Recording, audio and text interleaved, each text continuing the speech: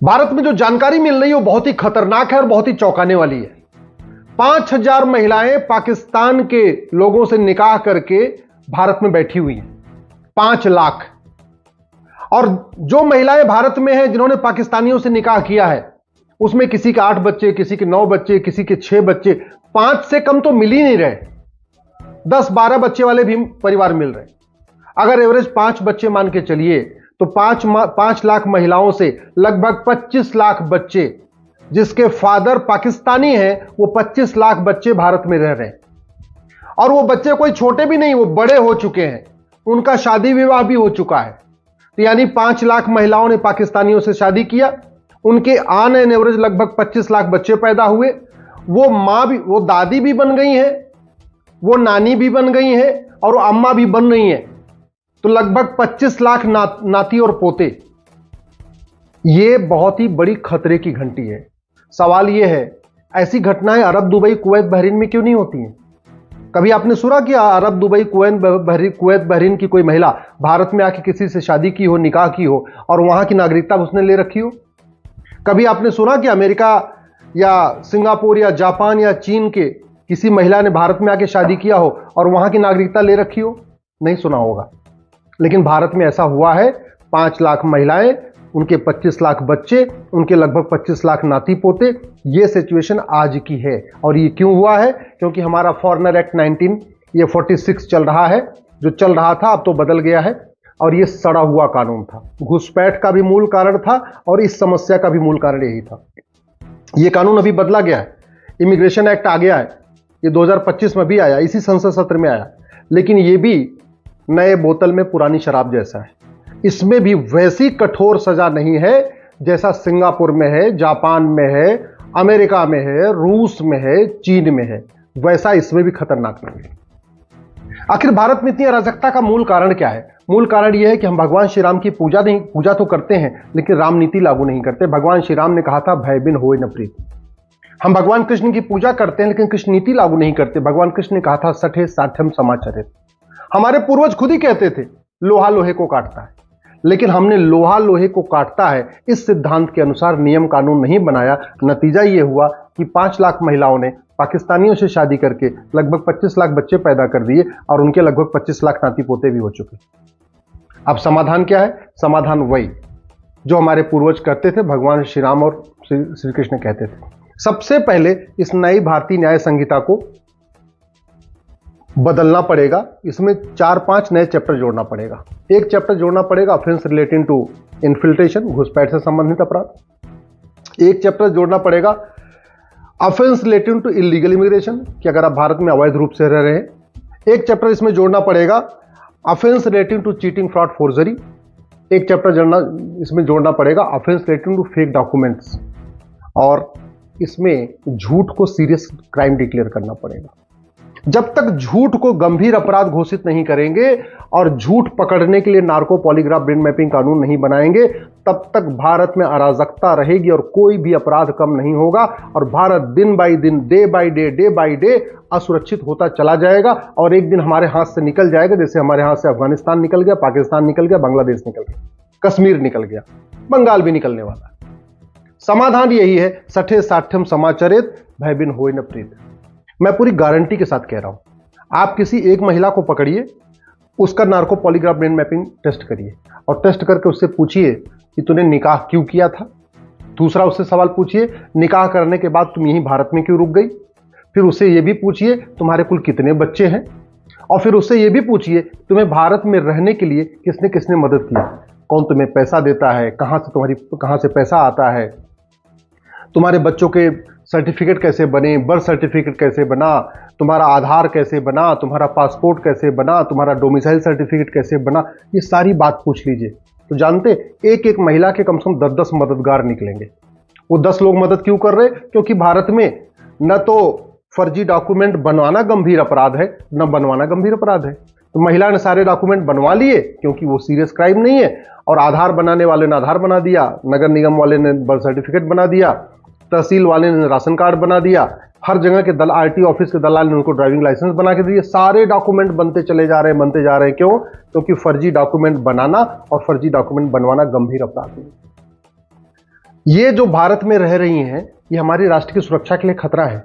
उससे निपटने के लिए हमारे पास एनएसए है, लेकिन कहीं की पुलिस एनएसए नहीं लगाती, क्योंकि जो नेशनल सिक्योरिटी एक्ट है इसमें कहीं लिखा ही नहीं है कि भारत में अवैध रूप से रहना राष्ट्र की सुरक्षा के लिए खतरा है। हमारे पास अनलॉफुल एक्टिविटीज है, भारत में अवैध रूप से रहना अनलॉफुल एक्टिविटी है, लेकिन इस कानून में कहीं लिखा ही नहीं है कि घुसपैठ करना या भारत में अवैध रूप से रहना या घुसपैठियों की मदद करना या अवैध रूप से रहने वालों की मदद करना या उनको डॉक्यूमेंट बना के देना, न ये राष्ट्र की सुरक्षा के लिए खतरा है, न ये अनलॉफुल एक्टिविटी है। तो न तो पुलिस एनएसए लगाती है, न तो पुलिस यूएपीए लगाती है।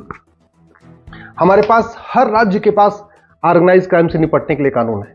ये 5 लाख महिलाएं जो यहाँ रह रही हैं, ऐसा नहीं है, बड़ा इनका पूरा नेक्सस है, पूरा संगठन है, इनको पूरी फंडिंग आ रही है, इनको पूरा यहाँ मोटिवेट किया जा रहा है। अदरवाइज भारत में कोई भी शादी करने के बाद अपने मायके में थोड़ी रहता है, ये तो परंपरा है।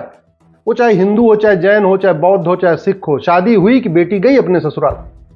सवाल यह है कि ये शादी कर रही थी पाकिस्तान में, तो भारत में रह क्यों रही?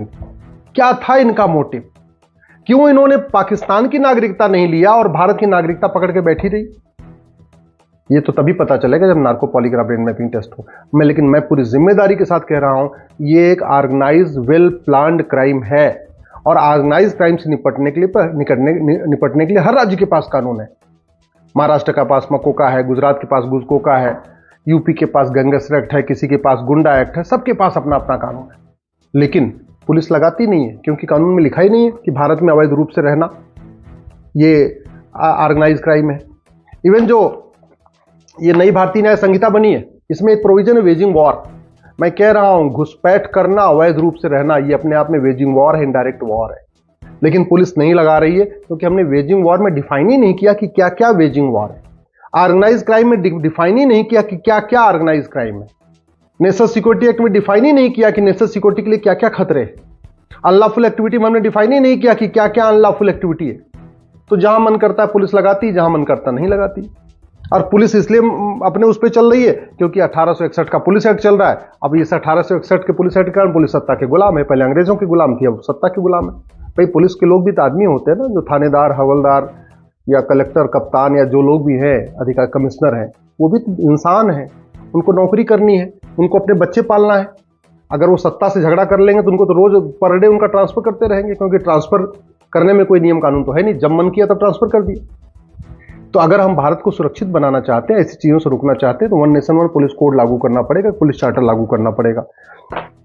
अब आप सोचिए कितनी भारत में अवैध गतिविधियां हो रही हैं, लेकिन अवैध गतिविधियां करने वाले और उनके मददगारों के आज तक किसी की नागरिकता खत्म ही नहीं हुई। आप बताइए, किसी आतंकवादी की नागरिकता गई, किसी जासूस की नागरिकता गई, किसी गद्दार की नागरिकता गई, किसी घुसपैठिए की मदद करने वाले की नागरिकता गई, किसी धर्मांतरण कराने वाले की मदद की नागरिकता गई, किसी ड्रग स्मगलर की नागरिकता गई, किसी मानव तस्करी करने वाले की किसी की नागरिकता गई नहीं। क्यों? ये कानून सड़ा हुआ है। इसलिए मैं कहता हूँ ये जो सिटीजनशिप एक्ट है, इसको बदलना पड़ेगा, एक नया कानून बनाना पड़ेगा। नागरिकता देने और नागरिकता लेने के लिए फिर से एक नई टर्म्स कंडीशन बनाना पड़ेगा। ये जितने अवैध काम हो रहे हैं, जो महिलाएं यहाँ रह रही हैं, पक्का इनको फंडिंग आ रही होगी। और फंडिंग का सबसे बड़ा पैटर्न क्या है? नकली दवाओं के कारोबार से जो पैसा आता है उससे फंडिंग होती है, और जो ड्रग का कारोबार चलता है उससे फंडिंग आती है। ये क्यों चल रहा है?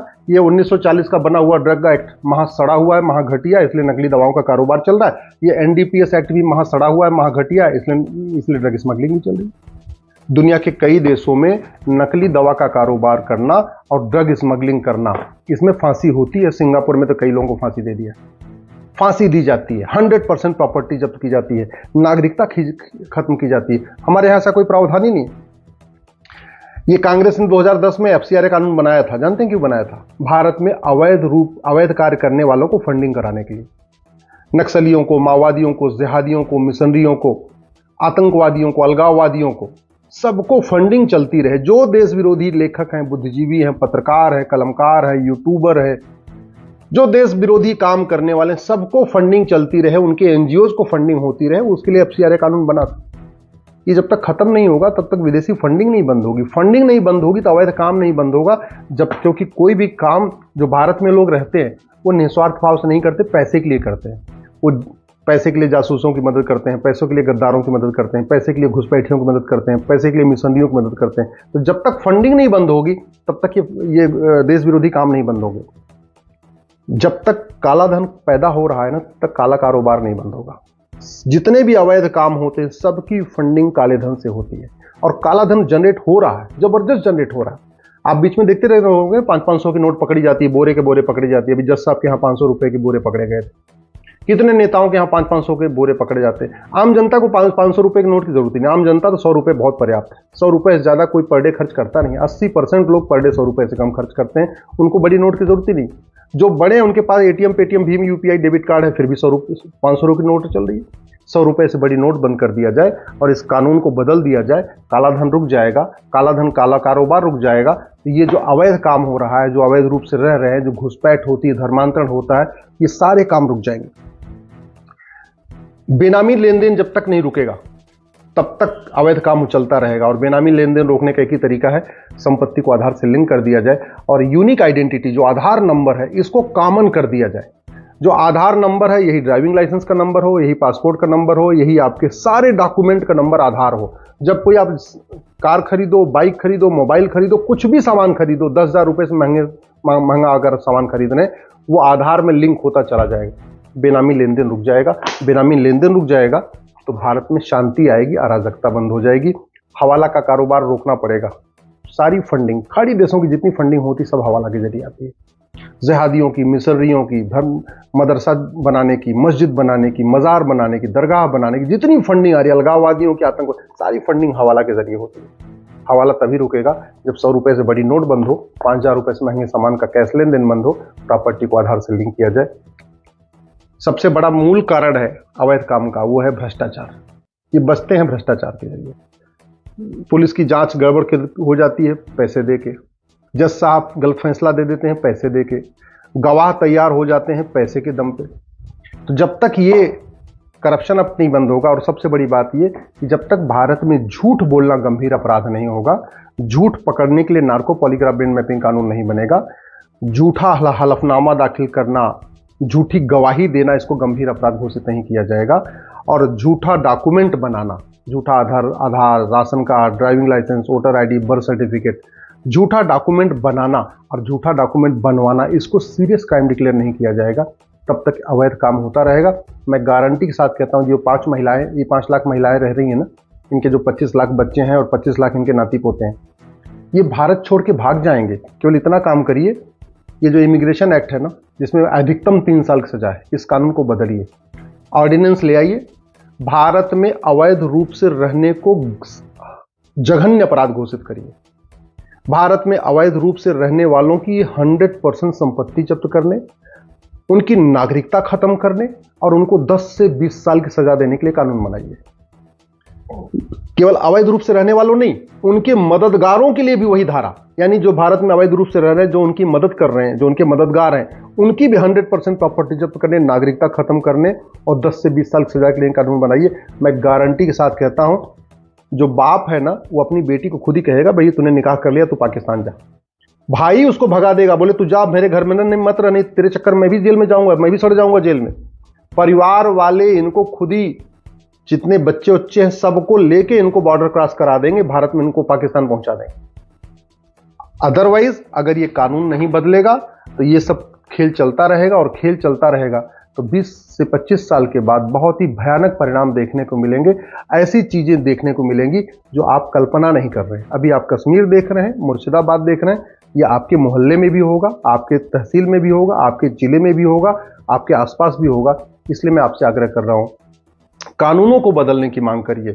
डॉक्टर बदलने से बीमारी ठीक नहीं होगी, बीमारी ठीक होगी दवाई बदलने से।